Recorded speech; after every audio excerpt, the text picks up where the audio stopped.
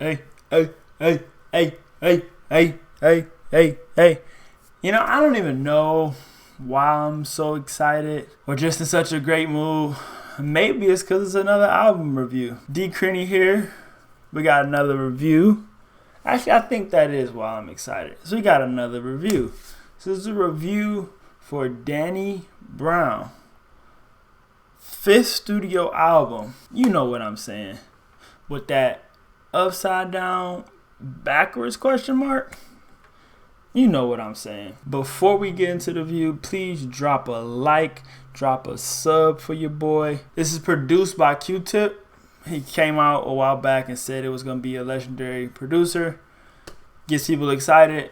It's Q-Tip. Q-Tip is on a number of tracks. His vocals show up on the last track. I'm pretty sure that is him. Q-Tip's sound, I think, sticks out. I normally listen to the album the first time without looking at the producers. I just try to see the features and whatnot. And the first listen, I was like, this just sounds so weird. And it's just such a old kind of bit bop, older hip hop rap sound. And I wasn't feeling it.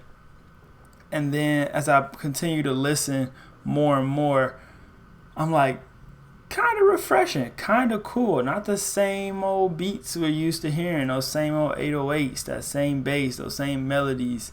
It's not repetitive. It's kind of cool to get a different sound, and Danny Brown brings it on here. I was excited to listen because his previous project, Atrocity Exhibition, I just didn't like. I remember listening to it and just kind of like almost skipping everything.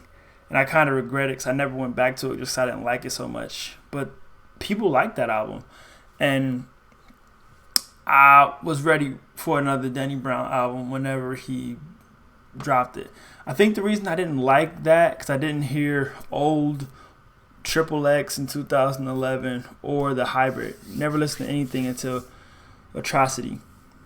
And I just said it was something about his voice. Something about his voice. And I remember the beats being just, once again, kind of awkward, but not like this. They were just weird. They were just, I don't know, demonic, I guess, or something. I don't know if that's the word. I'll have to listen. That was 3 years ago. So I have to listen again. I just remember it being off with the beats. The style is unique. You got to appreciate a unique style. I think that says something in today's rap game. At first, like I said, first listen was just bland, and I was just kind of like, what am I listening to? Okay, when I revisit, I got to listen with a different, kind of sit back, relax a little more and listen. It's entertaining, and I think that's what makes me enjoy it a little bit more. It's just entertaining. It's hard to say this is bad, which I think makes it good, because you can't, like sometimes you can make an argument for an album and say, oh, that album sucks, and you can say X, Y, and Z. You don't have X, Y, and Z. So that means that if I can't make an argument for it being bad, that means it's probably good. And I'm going to sway towards good. And I'll listen some more. And, he has some rhymes and things and some concepts. And he kind of is a little cohesive on here. So I'll go back and listen. And it'll probably get better. With that being said, we're going to get into it track by track. Have a little fun here. Track number 1. Change Up. The production is weak. You do want to hear some cool, catchy beats from time to time, but I just feel like the production per se on this track was just kind of off. Song is okay, has that old feel to it, that old beat, and I think that's what makes it weak. And he raps about not changing up, which very respectful. The bars in here about not changing up, the chorus. Number 2 is theme song. Ferg's on here. Didn't even know that. Not even sure. I gotta go back and listen again. I just found out Ferg was on here, which is okay. That's something else to go back and dive in. It's always cool to go back in albums and try to find things like that to dive back into. Very basic beat on here.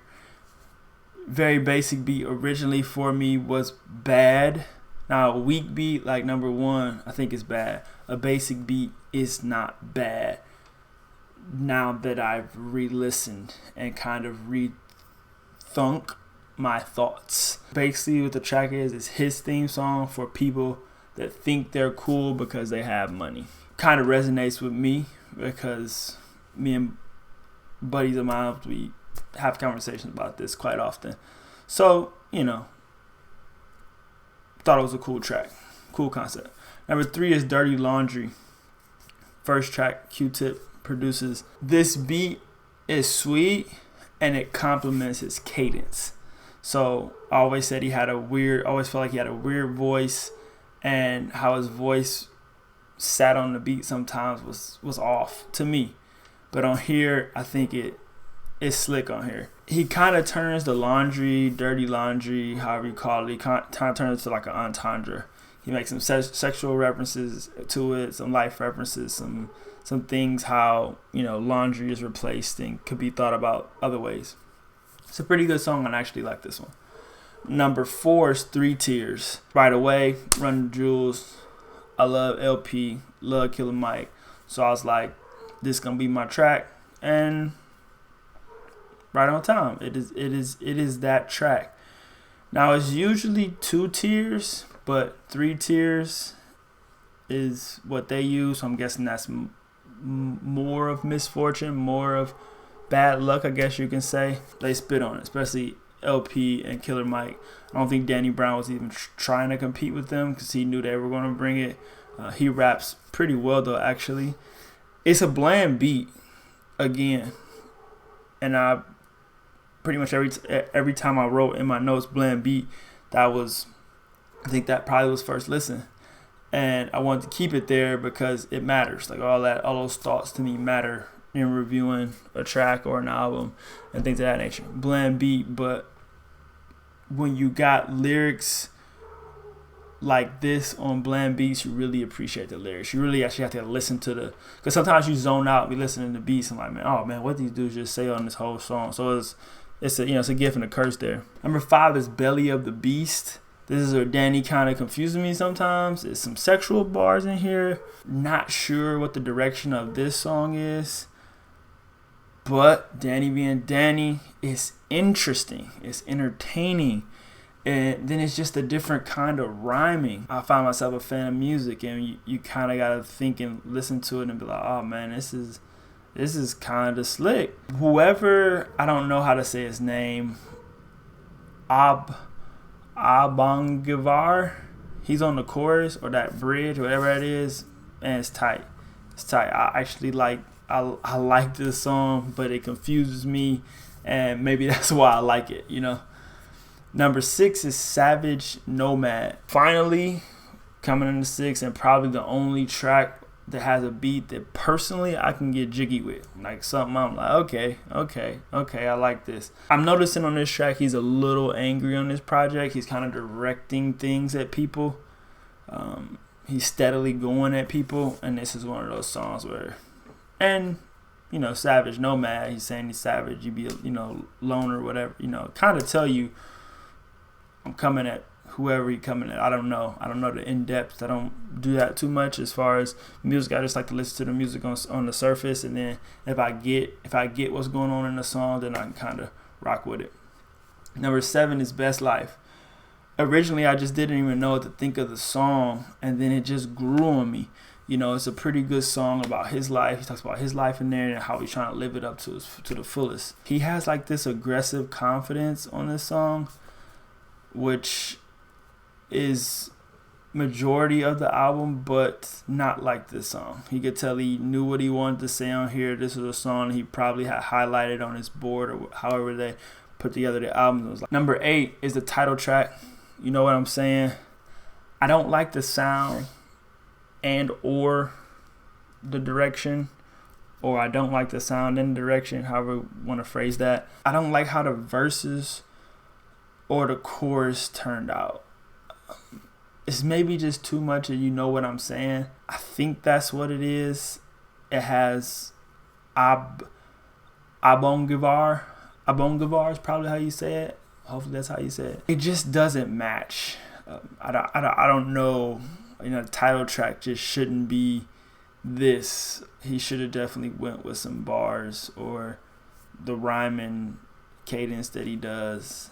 You know what I'm saying, over and after every bar is Number 9 is Negro Spiritual with JPEG Mafia. Starts the song, kicks right in, he starts rapping. I like that. That always gets you going. And once again, another beat that I don't really care for. It sounds like a beat from a video game level. You know, it's like level of some random MMO game that you gotta beat a boss. So when you get beats like that, I said the lyrics popping out at you from the jump is kind of slick. And then the chorus is done well by JPEG. So a good chorus can always bring that can always bring that track up. Number 10 is Shine featuring Blood Orange. Never heard of Blood Orange. Don't know who Blood Orange is. Simply, he's saying you gotta shine. You gotta shine. Not much to the song. Basic lyrics, basic beats. You gotta shine. Number 11 is Combat. Close it out with Q-Tip on the production. It's a funky, weird beat. A lot of rhyming. Not mad at that beat though. Kind of like that funky. I was grooving a little bit. Then he was rapping and then staying on message. And I think he does this song well. He really raps to end the album. And when you close out an album, as I always speak of closing and starting an album, you want to catch people's ear and then you want to make people listen again. You almost want to leave that and start this baby back over again. And with it being only 33 minutes, you can actually do that. So Combat was 11. Close it out. Danny Brown's 5th studio album, You Know What I'm Saying, is actually solid. I'm going to give it a solid. It's a little bit short, so I won't give it rave reviews, but I think it's solid. I didn't like his last project. I don't know how his first 3 projects were, but I'm assuming I wouldn't like those either. Maybe I can go back and I might enjoy them. Maybe I can get around to listening to them just because this one kind of grew on me a little bit. I skipped so many tracks on Atrocity that I kind of feel embarrassed as a music guy. You know, people like that album. So when I saw this pop up, when I saw this show up on iTunes and some of the boards, like, oh, he dropping this, I was like, yeah, I gotta listen and I gotta stick to it. It helps that it was short. I can't lie. Because I listened to this for 60 minutes, I do not know, and that's a fair assessment. I don't know if I can give this 60 minutes, if I could hear, another 7 tracks and be having the same opinion. But it is always refreshing to hear a different sound in rap. So, drop a like, drop a sub, holla at your boy D. Kearney on a review.